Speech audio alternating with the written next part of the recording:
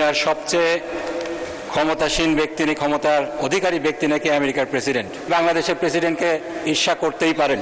ধন্যবাদ মাননীয় স্পিকার। আলহামদুলিল্লাহ, সাল্লাতু ওয়াসসালামু আলা রাসূলিল্লাহ। মাননীয় স্পিকার, আমি মোহাম্মদ নাজিবুর রহমান, সংসদ সদস্য পাবনা 1, প্রস্তাব করছি যে পরিকল্পনা বিভাগ বিষয়ে আলোচনা উত্থাপন কল্পে হিসাবের খাত 114 পরিকল্পনা বিভাগ শিরোনামাধীন 11 নং দাবি হইতে 500 টাকা প্রতীকী হ্রাস করা হোক।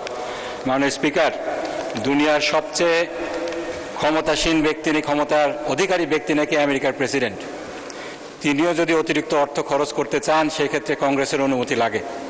সম্প্রতি ইরানের যুদ্ধকেন্দ্রিক খরচের বিষয়ে তাকে কংগ্রেস ভোট দিয়ে বিল এনে তার খরচের যে বিষয়টা, অতিরিক্ত খরচের যে বিষয়টা ছিল, সেটাকে হ্রাস করেছে। এদিক দিয়ে তিনি বাংলাদেশের প্রেসিডেন্টকে ঈর্ষা করতেই পারেন।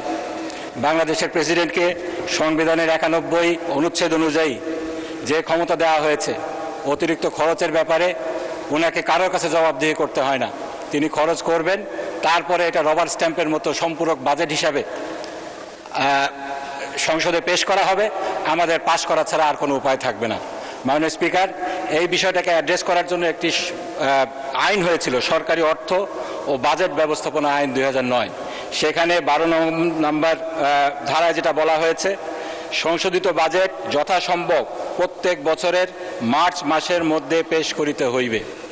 এক্ষেত্রে যথাসম্ভব এই শব্দটার অ্যাবিউজ করে, মিসইউজ করে বাজেট, সম্পূরক বাজেট কখনোই মার্চ মাসে দেওয়া হয় না। যথাসম্ভব বলতে কি বোঝানো হয়েছে, এটার যথাযথ ব্যাখ্যা দরকার রয়েছে। কেন সরকার মার্চ মাসে সম্পূরক বাজেট দিতে ব্যর্থ হলো? মার্চ মাসের পরে এপ্রিল গেল, মে গেল, 2টা মাসেও সম্পূরক বাজেট দিতে ব্যর্থ হলো। জুন মাসে এসে সম্পূরক বাজেট দিল।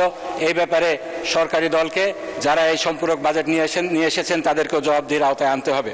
সেজন্য আমার যে প্রস্তাব রয়েছে, স্পেসিফিক প্রস্তাব, সেটা হলো এই সংবিধানের 91 অনুচ্ছেদে রাষ্ট্রপতির নামে সরকারকে যেভাবে করে দেওয়া হয়েছে, ক্ষমতা দেওয়া হয়েছে, যথেচ্ছা খরচ করার পরে বাজেটটা সংসদের সম্পূরক বাজেট হিসাবে নিয়ে আসার, এটাকে সংশোধন করতে হবে, সংস্কার করতে হবে।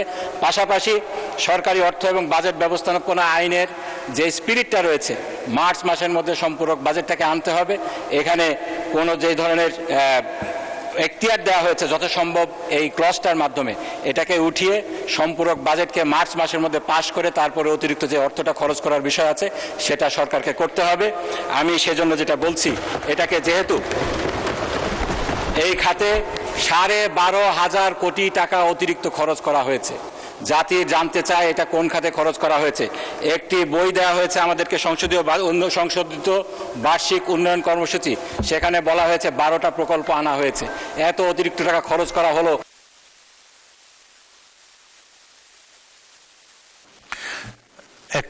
আমার আধা মিনিট লাগবে মাননীয় স্পিকার। ধন্যবাদ আপনাকে। এই বিষয়ে অস্পষ্ট রেখে এই বিলটি পাশ করা কোনোভাবে উচিত হবে না। সেজন্য আমার যেটা প্রস্তাব, প্রতিবাদ হিসাবে 500 টাকা এই ব্যয় থেকে হ্রাস করা হোক। ধন্যবাদ মাননীয় স্পিকার।